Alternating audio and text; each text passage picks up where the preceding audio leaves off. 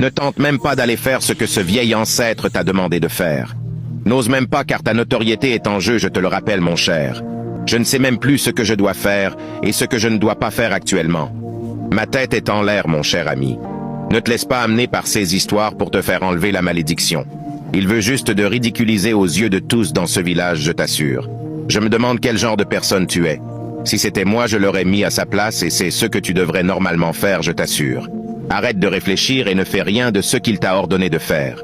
Ce sont des futilités et des sottises qu'il raconte. Je t'avais bien prévenu de ne pas aller là-bas dans ce village, mais toi tu trouvais que j'avais tort.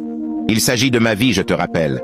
Il s'agit de ma vie, figure-toi qu'il a dit que je dois marcher sans vêtements pendant 3 jours fermes dans les rues populaires du village. Maintenant je m'en fous de tout, ce qui peut arriver. Je suis édiqué le plus grand billionnaire de toute l'Afrique centrale et je ne me laisserai intimider par personne que ce soit. Voilà que tu redeviens la personne que j'ai connue, et c'est comme ça que tu dois normalement demeurer. Mais qu'est-ce qui t'a motivé réellement à épouser cet homme, pourtant c'est lui qui te fait souffrir. Il ne t'aime pas, et tu dois te mettre cela dans la tête. Arrête un peu de mettre ta bouche dans mes affaires. Donc pour toi tu veux que j'abandonne mon mari et tout ce que nous avons eu à construire ensemble? Tu me parles pas comme ça. Je suis vraiment convaincu que tu n'es pas normal. Un homme qui te fait souffrir chaque jour ne te mérite pas, et il n'est pas fait pour toi. Tu dois quitter la vie de cet homme et te concentrer sur ton travail, c'est mieux.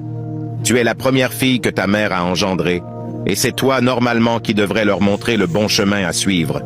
Moi ta tante je te parle, mais tu refuses de comprendre. Mais que vas-tu devenir si tu continues avec lui dans cette mauvaise lancée? Tu dois arrêter cette relation car moi je ne suis pas du tout d'accord. Mais j'ose croire que tu t'en fous de ce que je dis. Regarde ta vie comment elle l'est aujourd'hui. Depuis que tu t'es marié avec lui, qu'est-ce qui a changé dans ta vie?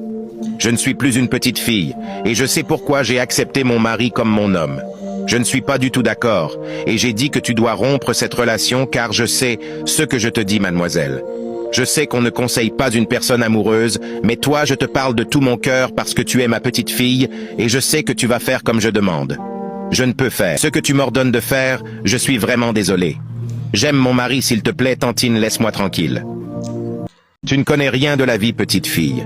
Tu n'es pas intelligente non plus. Si je suis là pour te parler, c'est ta maman qui m'a supplié de venir te convaincre pour que tu divorces avec cet homme.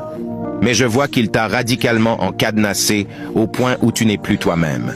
Ton mari ne t'aime pas. Il veut juste t'utiliser et je te jeter par la suite comme une serpillière.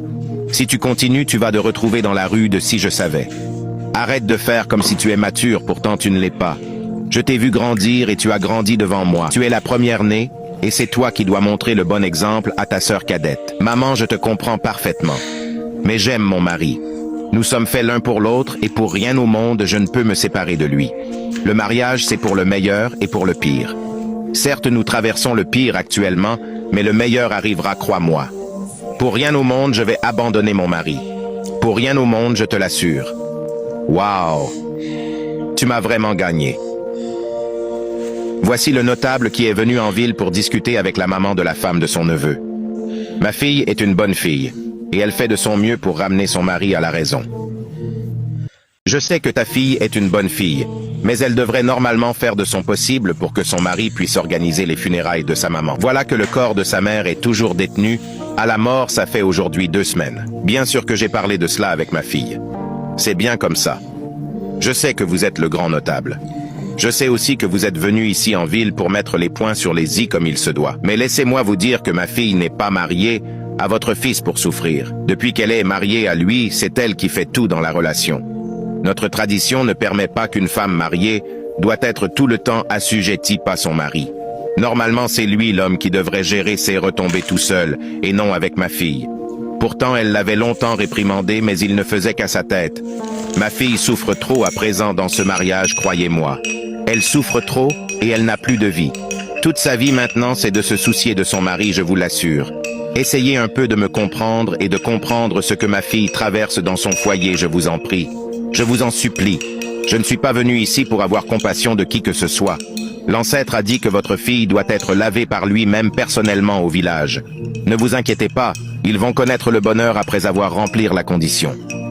Incroyable.